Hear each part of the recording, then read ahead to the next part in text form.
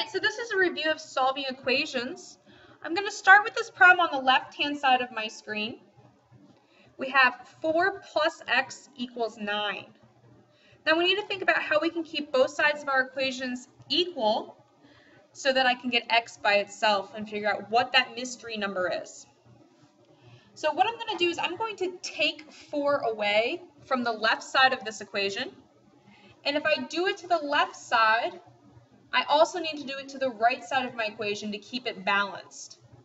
In this way, the 4's will go away because 4 minus 4 is 0. I will be left with my x value, and we do 9 minus 4 and get 5. Now to check this, I can plug that 5 back in to make sure that I get the correct answer. So I'm going to check, I say, is 4 plus 5 equal to 9? And in fact, it is true. We do get 9 equals 9. So let's take a look at the second problem on the board. I have x minus 3 equals 2. How can I solve this by doing the same thing to both sides of my equation to keep it the same? So I say, all right, I'm going to cut my equation in two, keep it balanced, look at the left side of the screen and the right side. And to get rid of what's on the left with x, I'm going to add 3 this time. The negative 3 and positive 3 cancel out to give me 0. And 2 plus 3 gives me 5. All that's left on the left-hand side is my x, so I do get x equals 5. And again, I can go back and check this by plugging in 5 for x. So is 5 minus 3 equal to 2?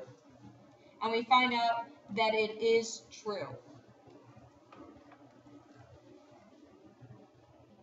All right, now we're going to look at solving two-step equations.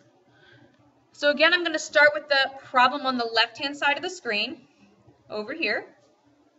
And I'm going to do what I need to do to get x by itself. Remember, you want to get rid of addition and subtraction first, and then look at multiplication and division. So I'm going to cut my problem in half to keep it balanced on the left and right sides. I see that there's subtraction first, so I'm going to undo that by adding 4 to both sides of my problem.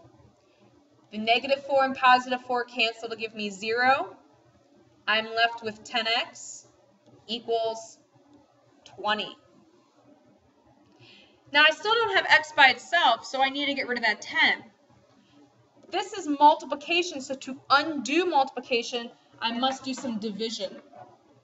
So I'm going to divide both sides of my problem by 10. 10 divided by 10 will leave me with 1x, which is what I want. And 20 divided by 10 gives me 2. So x equals 2. Again, I can test this by plugging 2 back into my problem.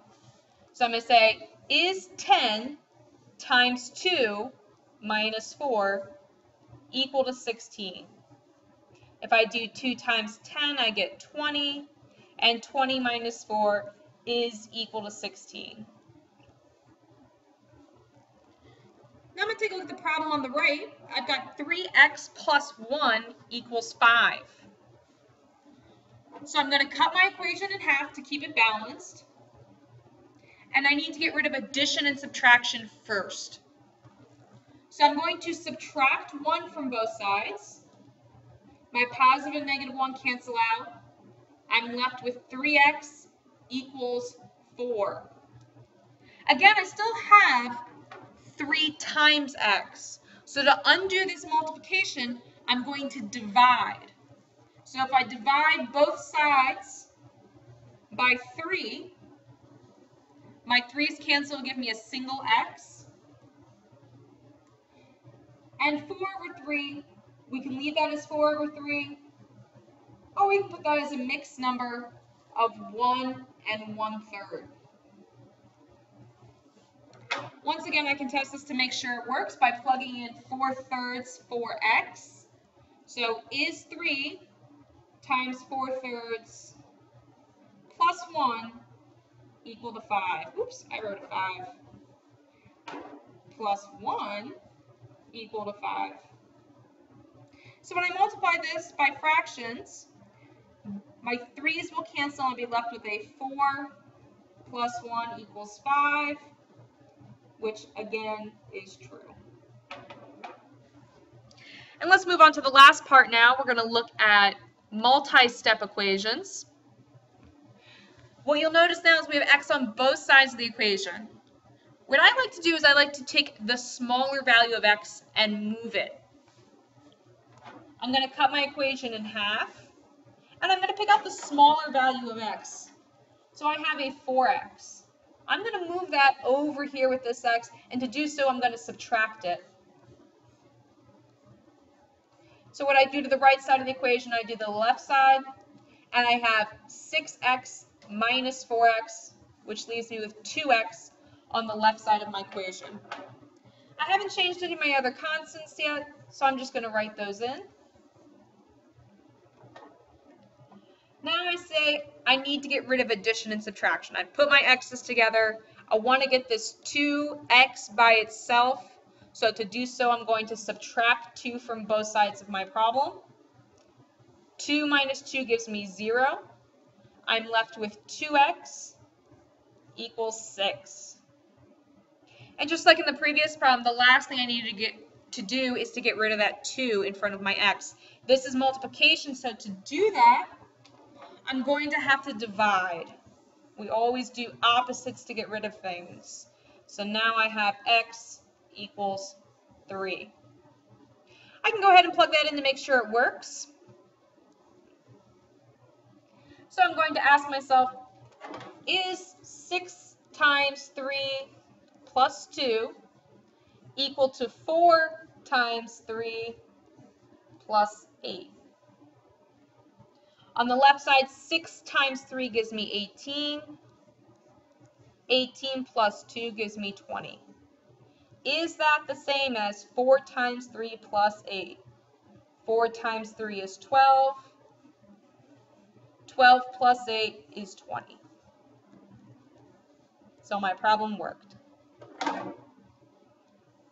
let's look at the right-hand problem. Again, I have x on both sides of my problem, so I'm going to pick my lower value of x and move it. This time I have a negative 2x. It's the lower value, so I'm going to move that to the right-hand side of my problem. So to do that, I need to do the opposite. It's being subtracted, so I'm going to add it. My negative 2x and positive 2x cancel, and all that's left on the left side now is a 4. I still have a 10. And then remember, we have an invisible 1 in front of this x. So we have 1x plus 2x, and that gives me 3x. Even though x is on the right-hand side of the equation, it doesn't matter. We're still going to solve the same way. I'm going to have to get rid of addition and subtraction first. So with this 3x over here, we have a positive 10. So I'm going to subtract 10 from the right side and the left side of my problem. 10 minus 10 gives me 0. So I'm left with 3x on the right side of my problem. And 4 minus 10 gives me negative 6. Again, the last thing I need to do is get rid of that coefficient of 3. So this 3 times x. So we're going to do the opposite. I'm going to divide by 3 on both sides of my problem. 3 divided by 3 gives me 1, so I have 1x. And negative 6 divided by positive 3 is negative 2. Again, I'm just going to check this to make sure it's right. So I'm going to plug in negative 2 for x. So is 4 minus 2 times negative 2 equal to 10 plus negative 2?